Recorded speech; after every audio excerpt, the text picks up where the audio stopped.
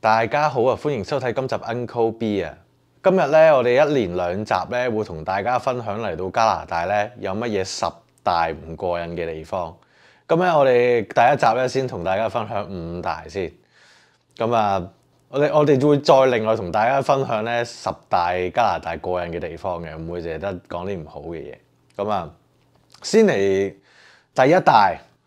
第一大有咩唔好呢？就係呢個天氣啊，尤其是冬天嘅時候嘅天氣。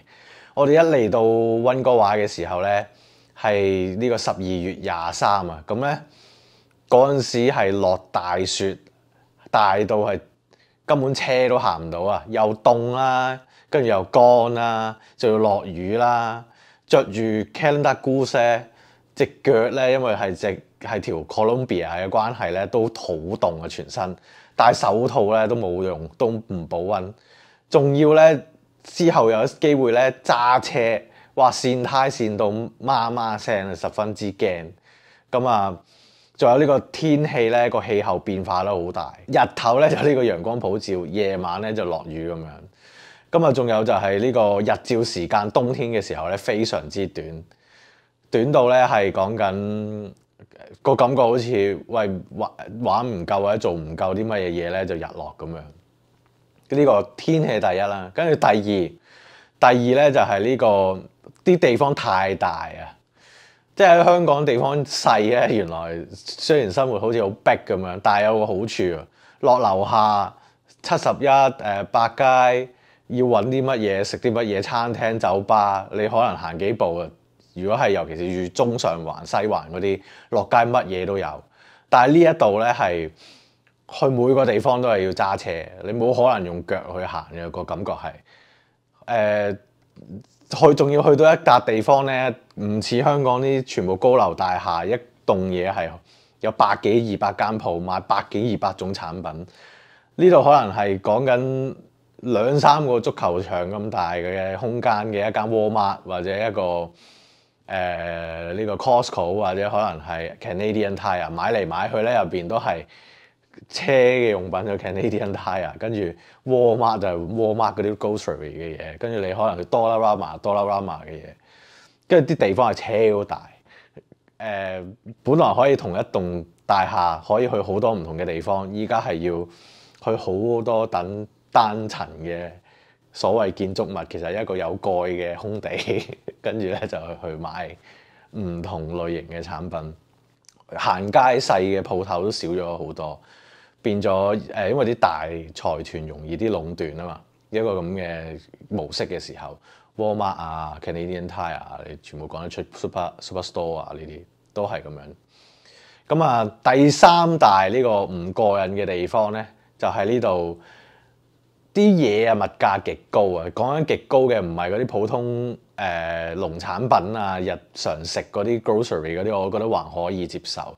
講緊係一啲 Made in China 嘅產品啊，即係尤其是啲你擺到明見到係 drop shipping， 係淘寶1688嗰啲會見到，阿里巴巴會見到嘅嘢喺。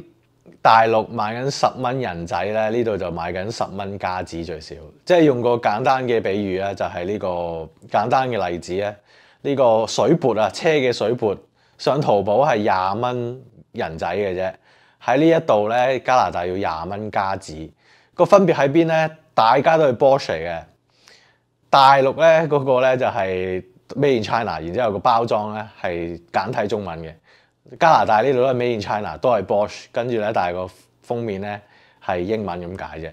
大家根本就係同一件產品，但係呢度賣緊嘅係20蚊加紙，大陸買嘅或者香港揾到淘寶嘅係20蚊人仔。咁啊，呢個係非常之唔過癮，感覺到物價極高。跟住仲有就係其他嗰啲你 Amazon 林林審審好多擺明係 Made in China 嘅產品啦，一睇就知嘅。你 Walmart 都係好多。重新包裝係英文好靚嘅，咁啊，其實 Made in China 嘅 OEM 揾翻淘寶同一件 product 咧，價錢最少相差6倍至10倍之間，非常之恐怖。即係唔計已經，即係就算計埋運費同埋計埋利潤都唔應該係咁嘅。咁呢個係第3點。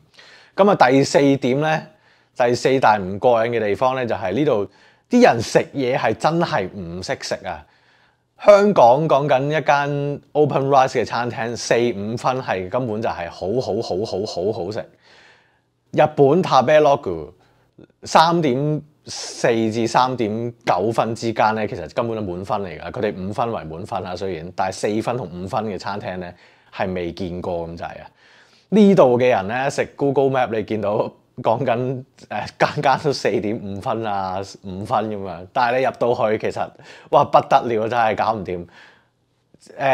西餐嘅甜嘅嘢一定係甜㗎啦，死甜係冇變化嘅，係唔會有話前中後唔同嘅香味嘅，係齋一種好甜好濃嘅甜，甜到你根本渴喉嘅嗰種甜。跟住講緊可能食其他普通西餐，唔係炸薯條就係啲 nachos， 唔係 nachos 咧就係意粉啊，嚟嚟去都係呢啲，都係啲好濃嘅味道嘅嘢，亦都係冇前中後味可言。間唔中先好彩咧撞到一間咧係你食緊嘅時候個味道有變化嘅。我都講唔出有幾多間啦，即係就算呢度嘅拉麵都係啊，你嗰個味道係極度單一嘅，冇一種好多層次嘅味道。死鹹啦，你係鮮嘅嗰種所謂味精嗰種味道，咁但係你好明顯唔係有變化嗰種濃郁濃厚嘅味道嚟嘅，係香港同日本先有。我唔知係呢度究竟天氣嘅時候啦，尤其是可能冬天嘅時候，但係其實室內已經有暖氣咯，因為天氣凍或者乾嘅話，理論上會影響你味蕾嘅發揮啊嘛。濕度越高，天氣越暖，你嗰個味蕾咧發揮得越好嘅，理應咁香味嘅揮發都係啦。但我相信啊，應該唔係咁咯，純粹係真係呢度嘅食物真係應該係比較差。嗰個標準啊，啲人對食物嗰個標準要求低，所以咧變相就食唔到啲好嘢，因為大家都食唔到好嘢，一個惡性循環，更加少好嘅，少人知咩好嘢，咁啊令到咧更加少人去追求一啲好嘅嘢食。好啦，咁第5點咧，我覺得咧就係呢個衣着係十分單一啊！你嚟嚟去去啱唐人買嘅鋪頭咧，都係 Uniqlo 啦、H&M 啦。跟住其他有好多外國牌子嘅咧，都 Forever 21啊，跟住可能嗰啲Winners 啊，根本係冇人會買嘅，我覺得。跟住係好多你周街見到咧，好多好似美姿咁樣嘅買一啲二手衫嘅鋪頭啊，根本就冇一啲嗰啲二手衫仲要天價喎，80蚊加紙喎。香港講緊喺美姿你買緊5蚊港紙啫喎，根本係天同地比。但係嗰啲美姿分分鐘仲新淨過佢嗰間咁嘅 Thrift Store 或者嗰間咁嘅 vintage 所謂 vintage 嘅 clothing store， 你着靚衫嘅機會好少啊，我覺得，或者可能揾到靚衫嘅機會好少。咁另外就係你見到尤其唔同嘅人着嘅 style 其實好類似啊，呢邊我會形容，即係女士可能係好多係jumpsuit 啊，跟住yoga pants 啊咁樣。男士嘅都係嚟嚟去去，唔係牛仔褲咧，有 T 恤，唔係 T 恤啊，有恤衫，都冇乜變化。戴頂 trucker cap 咁樣。雖然我自己都唔係特別追 fashion 嘅人嚟嘅，亦都唔係特別多 style 變化嘅人嚟，但係出到街你感覺上係香港係真係，或者日本係行在呢個潮流嘅尖端啊！你就算呢度連 Vancouver downtown 咧，我會講話係兩種極端嚟嘅，一種係好平庸或者普通嘅一種 T 恤牛仔褲咁樣，另外咧就一個極度前端嘅尖端或者叫做一個極端啊，就係好多時候染粉紅色頭髮啊、藍色頭髮、紫色頭髮啊，跟住比較係 punk 嘅 style 定 emo 嘅 style，我都唔識分啦。嗰啲就走到好前嘅，但係咧就好似好少喺中間嗰啲，係啦，咁啊。買衫嘅購物嘅機會或者選擇係比香港、日本少啦，呢個係嘅。咁啊，呢個係第5大嘅覺得唔過癮嘅地方。咁以上咧就係今集嗰5大嘅加拿大覺得不過癮嘅地方。咁天氣我覺得其他都可能可以接受嘅，你都係去 compromise 嘅啫。但係天氣真係搞唔掂，嗰種凍、嗰種濕、嗰種日光嘅短。嗰種你出唔到街嗰種唔過癮咧，真係即係除非你揾到中意睇書啊、中意打機啊、中意打坐啊，你要係室內嘅人咯，你不能係中意周圍喐嘅人咯。